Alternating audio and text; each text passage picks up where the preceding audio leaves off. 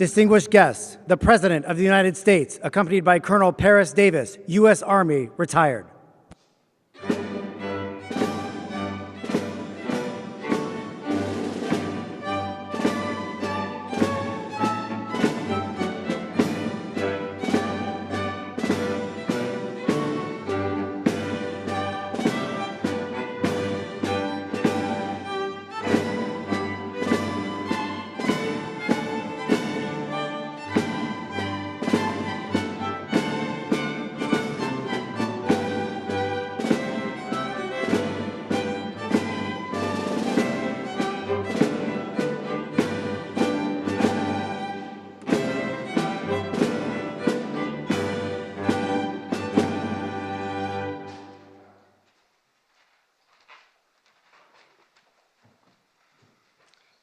The psalmist of old writes, "Praise be to the Lord my rock, who trains my hands for war, my fingers for battle. He is my loving God and my fortress, my stronghold, my deliverer, my shield, in whom I take refuge." Ladies and gentlemen, please join me as we mark this very special occasion in prayer.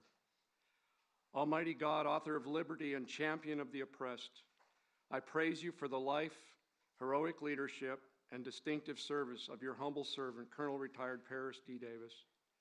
Our Army has always counted on our leaders to be fully committed to our nation's ideals, to our Army values, and to all the soldiers under their command. Colonel Davis is a warrior leader who demonstrated what it looks like under the most challenging of conditions. We are humbled and inspired by Colonel Davis's example.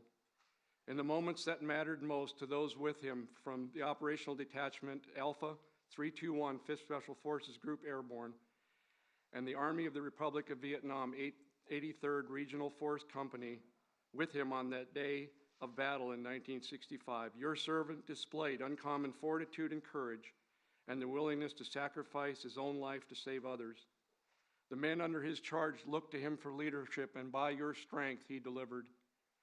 As Colonel Davis rightly receives our nation's highest military award for valor in action, for distinguishing himself by acts of gallantry above and beyond the call of duty, I humbly ask that his legacy not be defined by this moment or the receiving of this medal, but may the legacy of this medal and the rich history it bears be further evidenced and enriched by the character, selflessness, and heroism of Colonel Davis.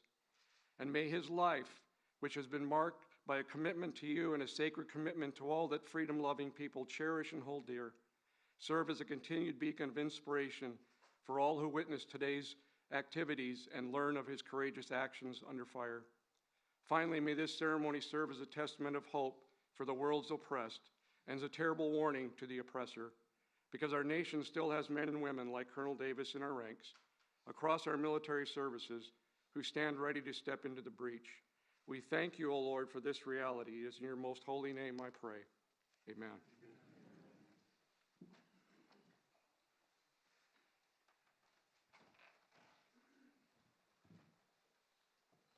Please be seated.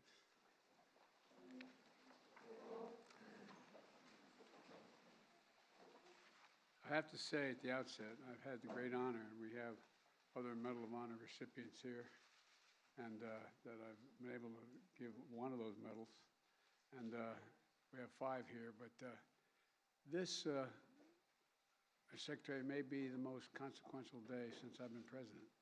It's an incredible man. 158 years ago today, in this White House, President Lincoln was putting the final touches on his second inaugural address.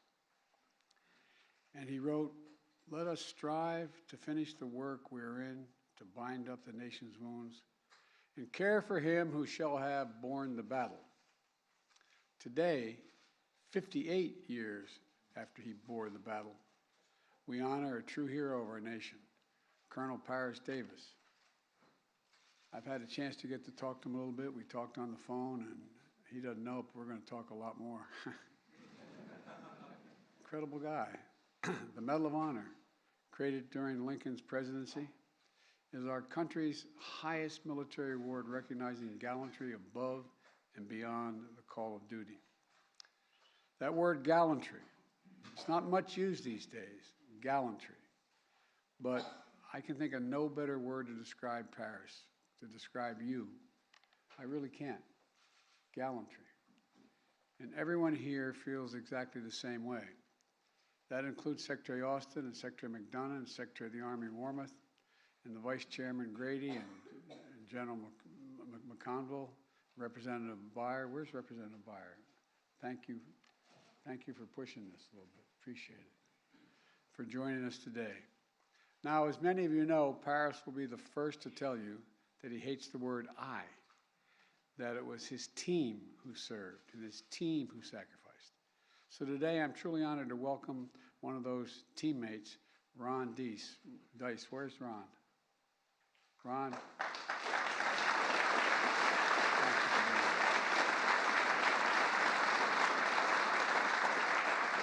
He was the airborne spotter for that team, and it was only a few days ago, right? I also want to thank previous Medal of Honor recipients who are here, who joined us to recognize their brother-in-arms, Leroy Petrie, William Swenson, Melvin Morris, Matthew Williams, and Earl Pumley. Stand up, guys.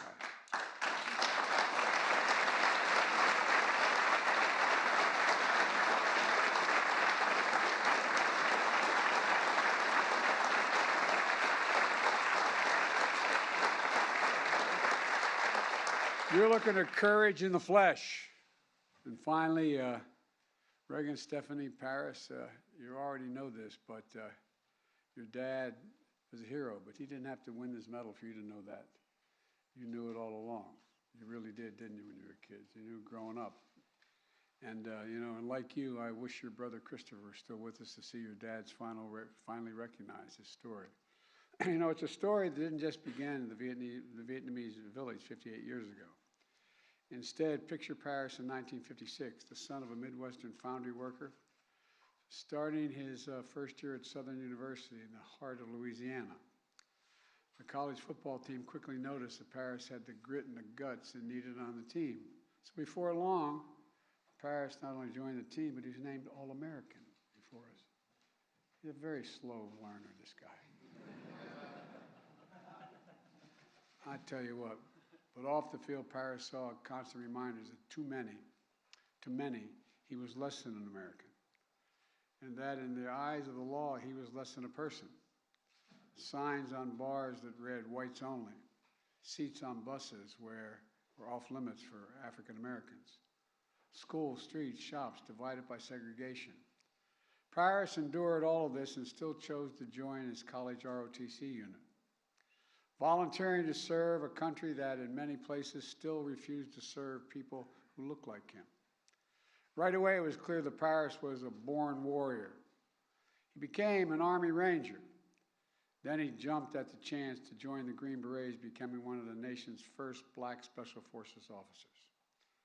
Paris liked the Green Berets because they were elite. It wasn't just, as Paris once said, Joe here, Joe there. By the way, it didn't offend me you said Joe here, Joe there. You know what I mean? That didn't bother me. But the Green Berets, like our country then, weren't free from discrimination either. People pulled Paris aside to warn him. Are you sure you want to join? There aren't a lot of people like you who look like you in this outfit.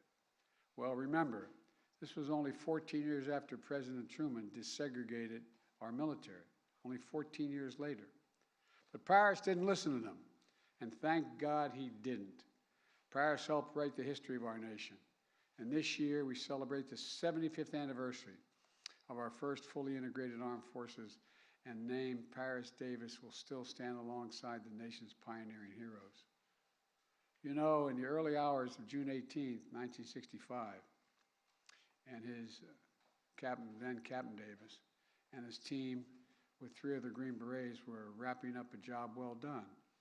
And together, they just finished a 10-mile march through the night to support a company of South Vietnamese soldiers on their first combat mission, a raid against the Viet Cong, thick in the jungle of Bong Son.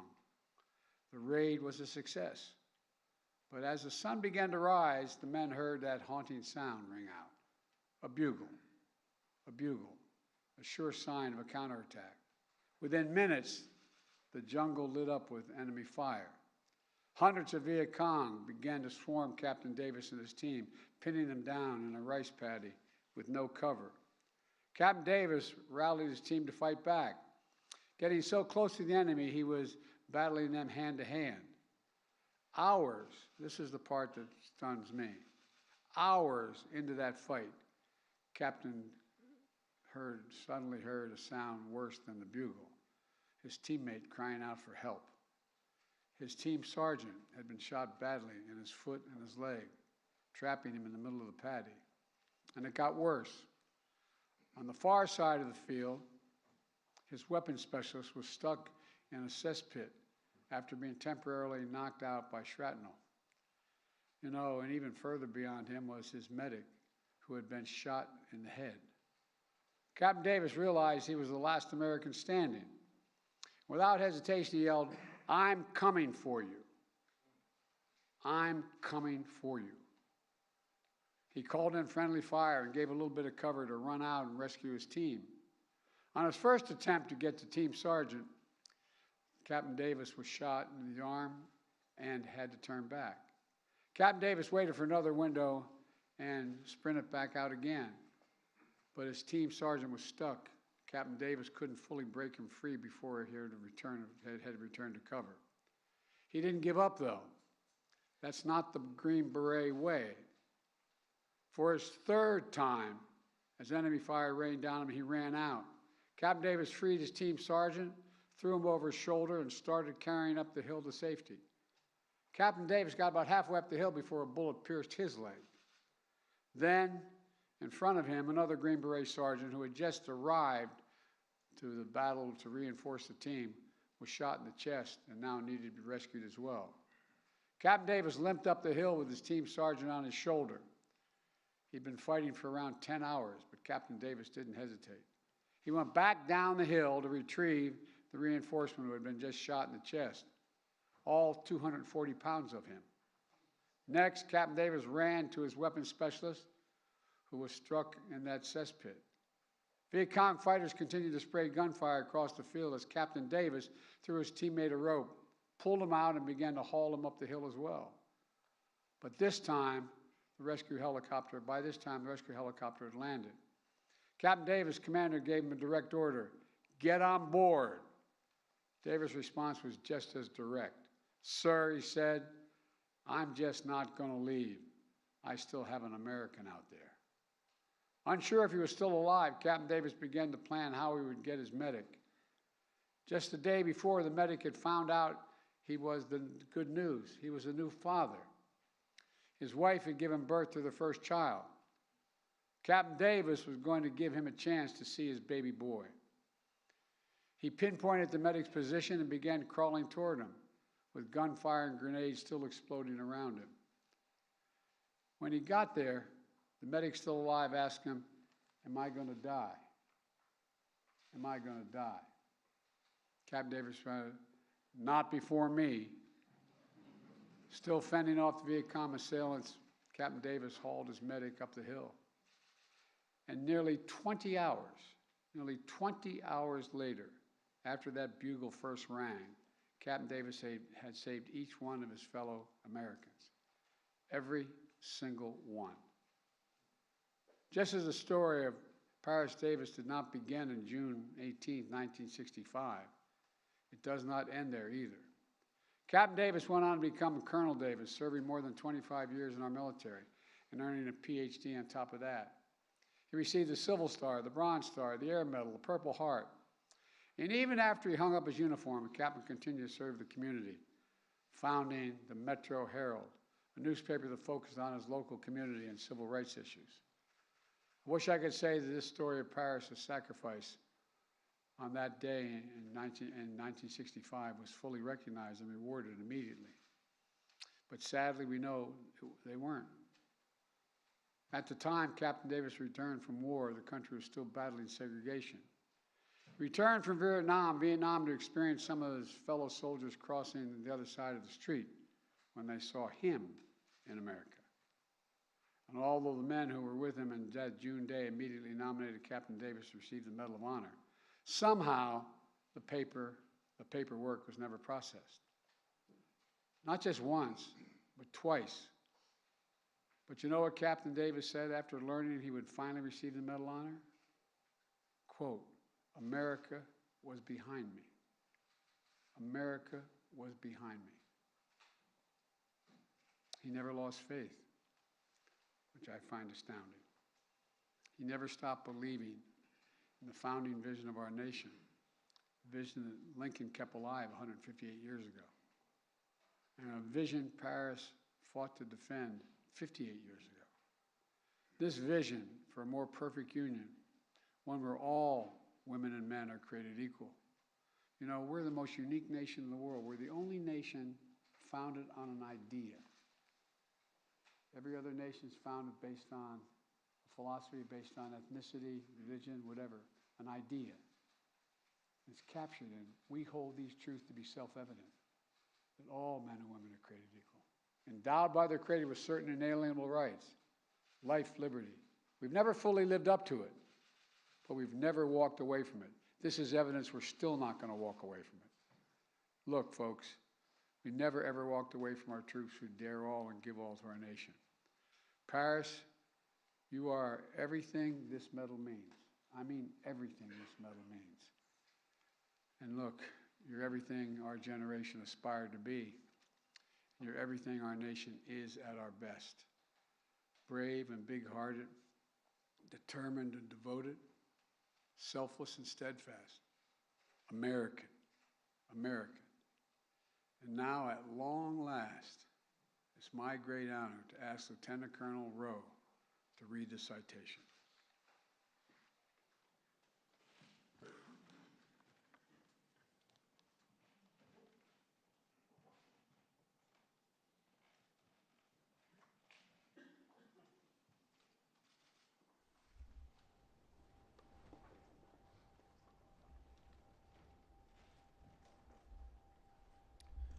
The President of the United States of America, authorized by Act of Congress, March 3, 1863, has awarded in the name of Congress the Medal of Honor to Captain Paris D. Davis, United States Army, for conspicuous gallantry and intrepidity at the risk of his own life above and beyond the call of duty.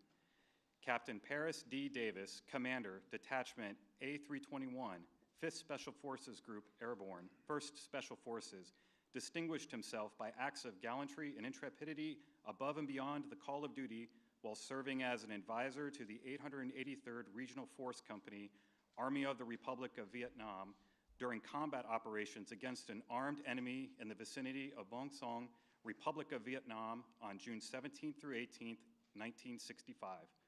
Captain Davis and 3 other U.S. Special Forces advisors accompanied the Vietnamese 883rd Regional Force Company on its first combat mission, a daring nighttime raid against a Viet Cong regional headquarters housing a superior enemy force.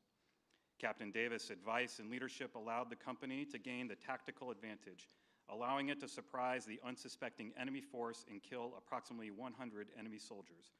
While returning from the successful raid, the Regional Force Company was ambushed and sustained several casualties.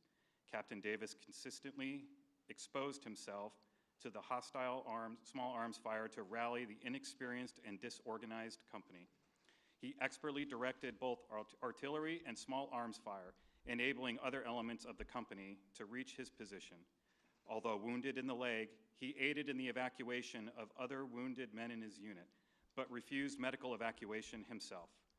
Following the arrival of air support, Captain Davis directed artillery fire within 30 meters of his own position in an attempt to halt the enemy's advance. Then, with complete disregard for his own life, he braved intense enemy fire to cross an open field to rescue his seriously wounded and immobilized team sergeant. While carrying the sergeant up a hill to a position of relative safety, Captain Davis was again wounded by enemy fire. Despite 2 painful wounds, Captain Davis again refused medical evacuation, remained with the troops, fought bravely, and provided pivotal leadership and inspiration to the Regional Force Company as it repelled several Viet Cong assaults on their position over a period of several hours. When friendly reinforcements finally arrived, Captain Davis again refused medical evacuation until he had recovered an U.S. advisor under his command who had been wounded during the initial ambush and presumed dead. While personally recovering the wounded soldier, he found him severely wounded but still clinging to life.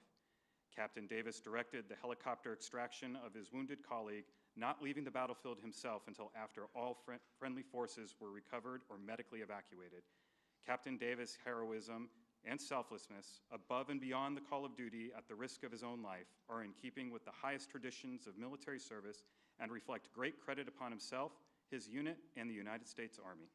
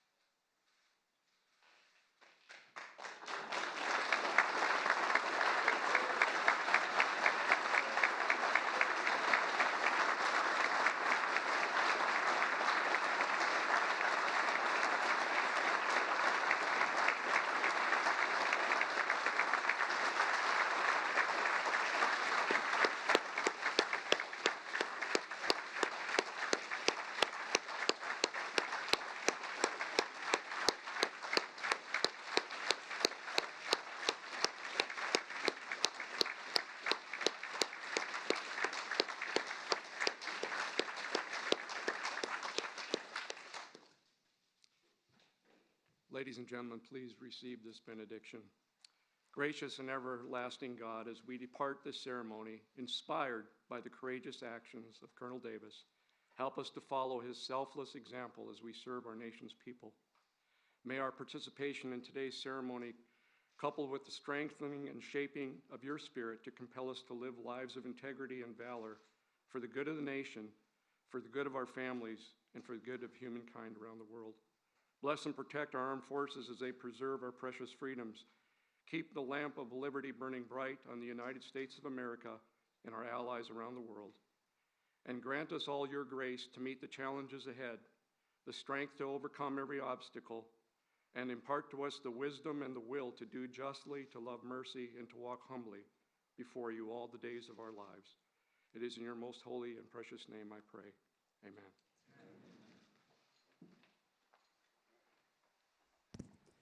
Distinguished guests, please remain in your seats as the President departs. Thank you.